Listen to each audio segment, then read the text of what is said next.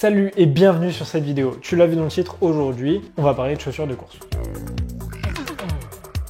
Que ce soit des chaussures de trail, des chaussures de course sur la route, on va parler de chaussures. Laquelle choisir quand on a des douleurs, par laquelle débuter, on va essayer de voir tout ça ensemble dans cette vidéo. Si tu cherches à prendre ta première paire de chaussures ou même changer de chaussures, t'es au bon endroit. Et en fin de vidéo, tu vas voir, on va essayer de décortiquer ensemble toutes les idées reçues sur la chaussure. Qu'est-ce qu'elle apporte? Est-ce que ça protège nos articulations? Est-ce qu'il faut l'adapter à son poids? À quoi servent les plaques carbone? Est-ce que la chaussure anti-blessure existe? Est-ce que la plus chère est la meilleure? Si tu ne me connais pas, je m'appelle Kevin, je suis kiné, je donne beaucoup de conseils sur les réseaux, sur Instagram et sur YouTube. Et avec cette chaîne, du coup, je partage beaucoup d'informations comme sur cette vidéo, mais aussi tout mon parcours vers l'ultra trail parce que personnellement, ce qui m'anime le plus, c'est quand même le trail et moins la course sur la route. Tu fais du bruit, toi? Si tu entends des bruits, c'est mon chien qui fait n'importe quoi. Bon, déjà, commençons par le commencement. Logique, on va parler du coup de quelle première paire de chaussures choisir. Évidemment, on a tous commencé, on se demandait tous quelle paire choisir, on connaissait rien, on avait beaucoup d'informations, beaucoup trop d'informations. Et dans cette vidéo, l'objectif c'est de te donner des trucs simples, des conseils simples que tu pourras utiliser et comprendre du coup ce que tu fais et ce que tu veux faire. Bon, déjà, tu peux t'enlever une grosse problématique parce que en fait, quand tu débutes, mais en fait, t'en as aucune des problématiques. Tout simplement, tu peux prendre paire de chaussures que tu veux. Globalement, tu auras beaucoup moins de problèmes que quelqu'un qui a une paire de chaussures depuis très longtemps. Ça peut paraître bizarre, mais en réalité, c'est le cas. Tout simplement parce que en fait, ton corps n'est pas habitué à un modèle précis de chaussures. Simplement. Donc, en gros, ton corps part de quasiment zéro. Donc, le seul truc qu'il a à faire, en fait, c'est s'habituer aux contraintes de la course à pied. Tout simplement. Donc, en réalité, ce qui va protéger tes articulations, te faire progresser, prendre du plaisir, c'est pas ta chaussure. Donc, le premier truc à faire, du coup, c'est prendre un modèle qui te plaît, dans lequel tu te sens à l'aise pour marcher et courir. Parce qu'au début, tu vas peut-être faire les deux. Et si tu as des douleurs et des gènes qui arrivent de temps en temps, dans ce cas-là, on va parler de ça juste après sur comment adapter sa chaussure à qui on est.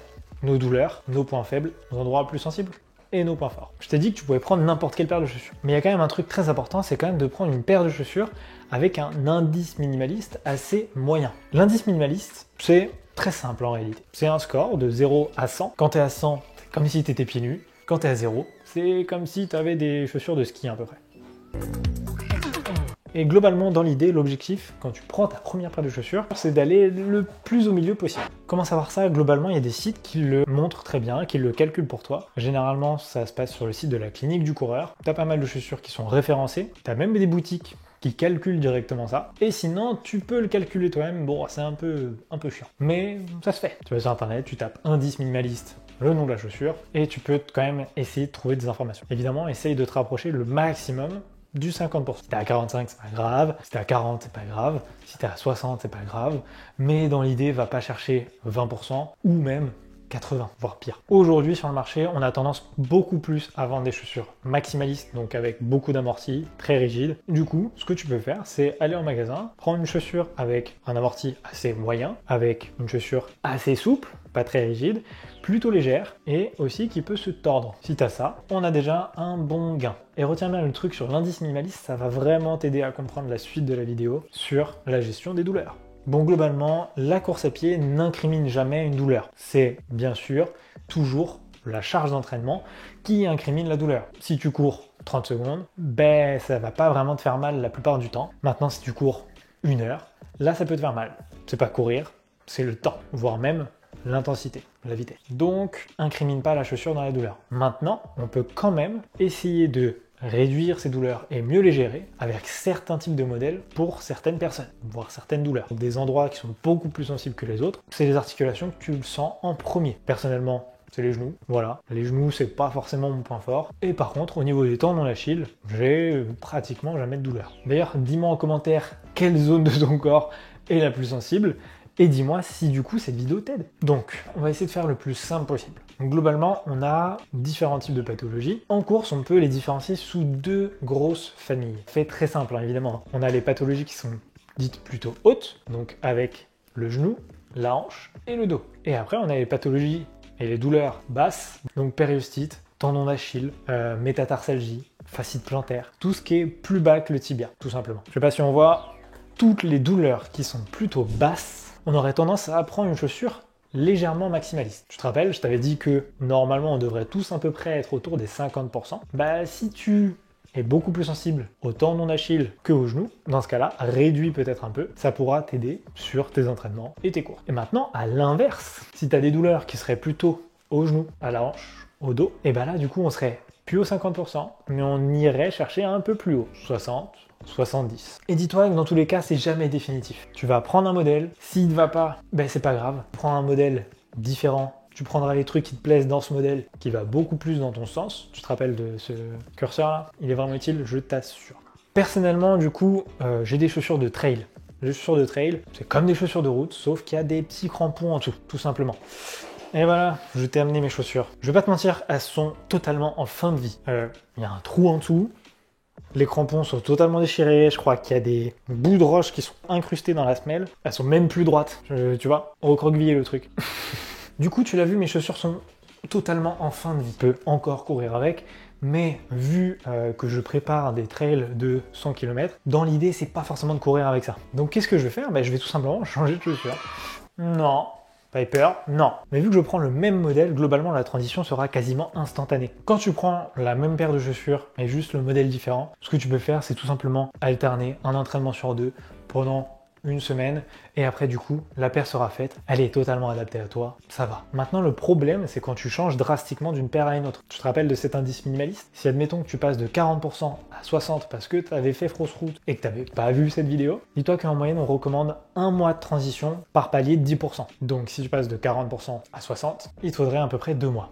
Et ça va dans les deux sens, en montant et en diminuant. Et 2 mois, qu'est-ce que tu fais?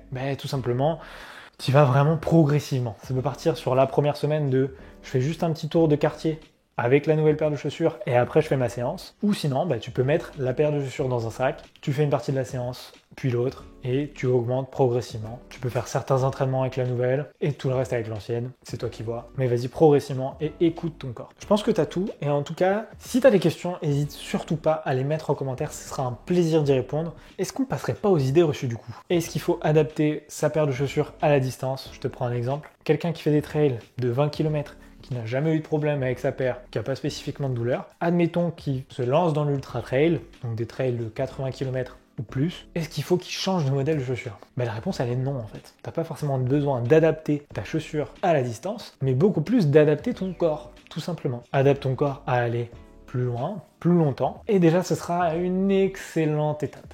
Maintenant, si en t'entraînant tu vois qu'au bout de 40 km ça va pas, là on pourra rediscuter. Mais dans tous les cas, garde en tête que si t'as pas de problème, ne change pas. Enfin, et si t'as un problème, ça veut pas dire qu'il faut changer non plus.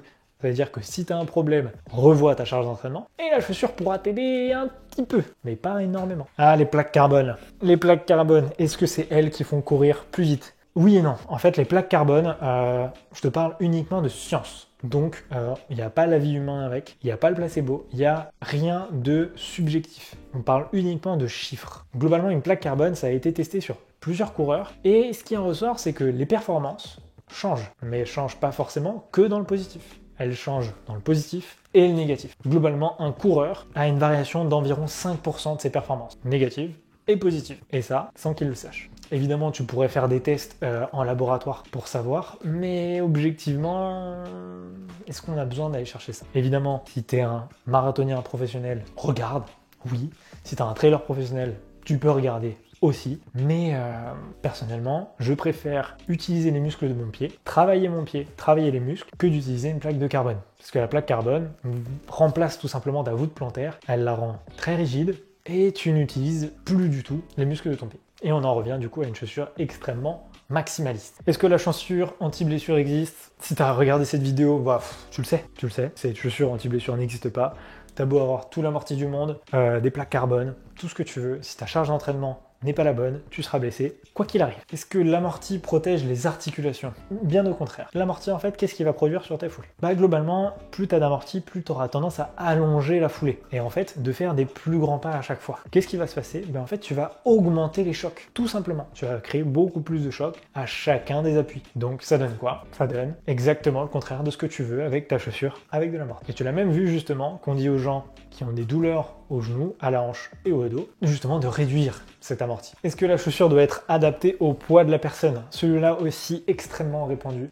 Non, absolument pas. Une personne en surpoids ou une personne très mince, il n'y a aucune différence en réalité. La personne en surpoids n'a pas besoin de plus amortie, tout simplement. Il faut qu'elle ait la bonne charge d'entraînement adaptée à lui, tout simplement. Évidemment, une personne qui est en surpoids transportera beaucoup plus de poids, donc il devra faire plus attention à sa charge d'entraînement, mais ce ne sera pas la chaussure qui pourra faire quoi que ce soit. Oh, je vois déjà les commentaires venir. Quel est le facteur de performance numéro 1 sur une paire de chaussures? Celle-là, vous l'attendiez. Globalement, on pense beaucoup aujourd'hui aux plaques carbone, à l'amorti, à des mousses qui sont dites renvoyantes, ça se dit pas, qui renvoient beaucoup. Le renvoi de la chaussure, ça on entend, mais dès que tu vas dans une boutique de chaussures, tu entends toujours, ouais, elle a un bon renvoi. Ça veut dire quoi? Utilise tes muscles. Mais oui, en fait, tes muscles vont te renvoyer comme personne. Sachant qu'une paire de chaussures dite avec un bon renvoi, en fait, cette mousse, elle s'use extrêmement vite. Au bout de quelques kilomètres, t'as pratiquement plus rien. T'as pratiquement plus rien, il faut que ça se refasse, il faut que ça se remonte. Ça ne servira à rien. Mais justement, le facteur de performance numéro 1, c'est le poids. Le poids, tout simplement. Plus une paire de chaussures est légère, plus tu auras tendance à performer avec. Donc si tu veux performer dans ton sport, si tu veux performer en course à pied, en trail, prends une paire de chaussures légère, très légère. Moi, je te dirais même la plus légère possible, tout en gardant du confort et de la stabilité. Est-ce que la plus chère est la plus intéressante? Non, vraiment pas. Même bien au contraire des fois. Si tu as d'autres questions, des idées reçues, des trucs que tu entends dire et que j'aurais oublié, mets-les en commentaire. J'espère que cette vidéo t'aura plu. Pense à t'abonner pour pas louper toutes les prochaines vidéos parce qu'il y en a des magnifiques qui arrivent, que ce soit le projet sur la Maxi Race, même une course de l'UTMB qui arrive très rapidement. Toute ma prépa pour l'Ultra Trail, ça va être beau et j'ai hâte que tu suives toute cette aventure. Et évidemment, si cette vidéo t'a plu, pense à la liker, tu connais, ça fait plaisir.